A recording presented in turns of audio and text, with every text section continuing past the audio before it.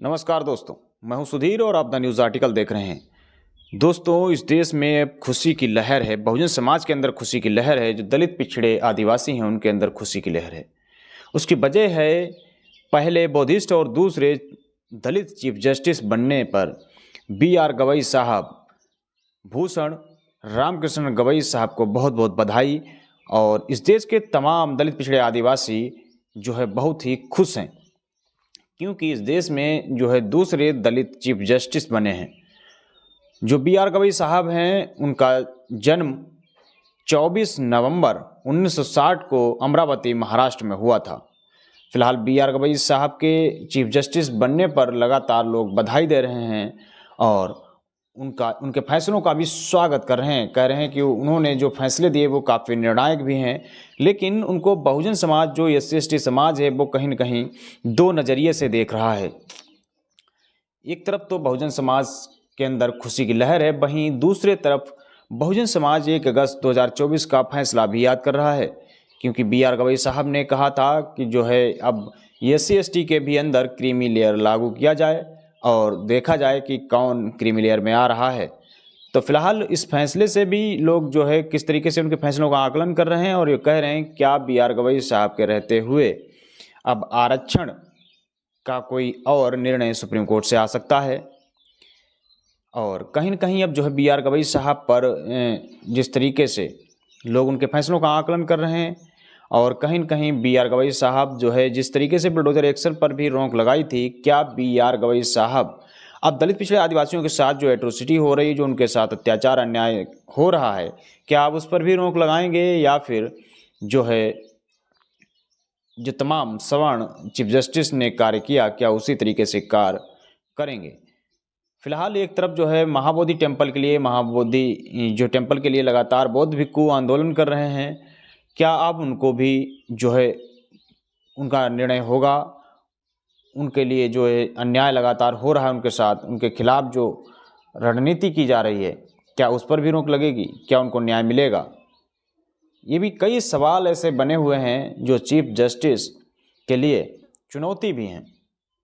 फिलहाल पूर्व CJI संजीव खन्ना जी 14 मई को रिटायर हुए और वहीं जो है चीफ जस्टिस B.R. गवई साहब को द्रौपदी मुर्मू जी, महामहिम द्रौपदी मुर्मू जी राष्ट्रपति हैं, उन्होंने जो है जिस तरीके से B.R. गवई साहब को शपथ दिलाई और B.R. गवई साहब अब नए चीफ जस्टिस ऑफ इंडिया बन चुके हैं। अब उनके फैसलों का लोग इंतज़ार भी कर रहे हैं, क्योंकि उनका कार्यकाल तो बहुत ही छोटा है, क्योंकि उनका कार्यकाल 23 नवंबर 2025 तक ही है। लेकिन इसी बीच क्या वो कितने निर्णायक फैसले लेते हैं, इन पर लोगों की नज़र बनी रहेगी और आप अपनी भी नज़र बनाए रखिए, क्योंकि देश को पहले बौद्धिस्ट और दूसरे दलित चीफ जस्टिस मिले हैं। क्योंकि बौद्धिस्ट होना समतावादी, समानता पर आधारित, विज्ञानवादी, तर्कवादी होना, यही सब कुछ होता है अन्याय के खिलाफ आवाज़ उठाना। फिलहाल अब जो है B.R. गवई साहब नए चीफ जस्टिस ऑफ इंडिया बन चुके हैं और लोगों की निगाहें भी उनके फैसलों पर टिकी हैं कि आने वाले समय में क्या क्या फैसले लेते हैं और किस तरीके से उनको देखते हैं। फिलहाल लेकिन बहुजन समाज जो दलित पिछड़ा आदिवासी समाज है वो कहीं न कहीं हर्ष है, उसके अंदर खुशी है, क्योंकि अब इस देश में भारत की सबसे बड़ी अदालत के सबसे बड़े chief justice of India B.R. Gavai साहब बन चुके हैं। फिलहाल अब लोग जो उनके फैसलों का इंतजार कर रहे हैं। फिलहाल लेकिन बहुजन समाज के अंदर खुशी है, क्योंकि आज इस देश के अंदर डॉक्टर बाबा साहेब भीमराव अम्बेडकर द्वारा बनाया हुआ संविधान है। इसीलिए तमाम लोगों को धीरे धीरे ही सही लेकिन समझ हो रही है और भागीदारी भी मिल रही है, और यही रास्ता सारे लोग अपनाएं तो कहीं न कहीं जो है बहुजन समाज का उद्धार हो सकता है, क्योंकि आप पढ़ेंगे तभी आगे बढ़ेंगे।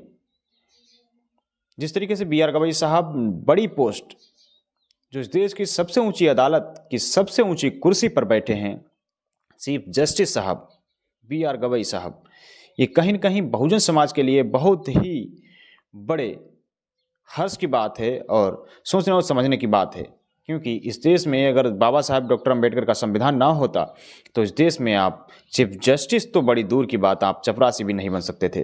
क्योंकि जो दलित समाज है, जो SC/ST समाज है, जिस समाज का लगातार उत्पीड़न किया गया, जिसके साथ शोषण किया गया और आज भी उसके साथ एट्रोसिटी होती रहती है, क्या अब उस पर भी रोक लग सकती है?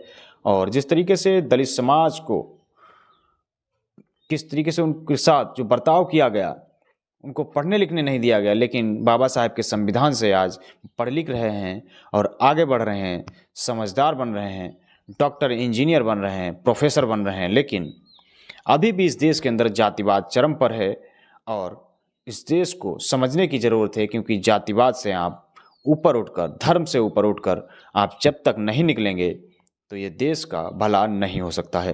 फिलहाल BR गवई साहब पर आप लोगों की क्या राय है? अपनी राय कमेंट बॉक्स में ज़रूर दें। और द न्यूज़ आर्टिकल को आपने सब्सक्राइब नहीं किया है तो इसको सब्सक्राइब जरूर कर लें और वीडियो को ज़्यादा शेयर कर दें, लाइक कर दें। शुक्रिया।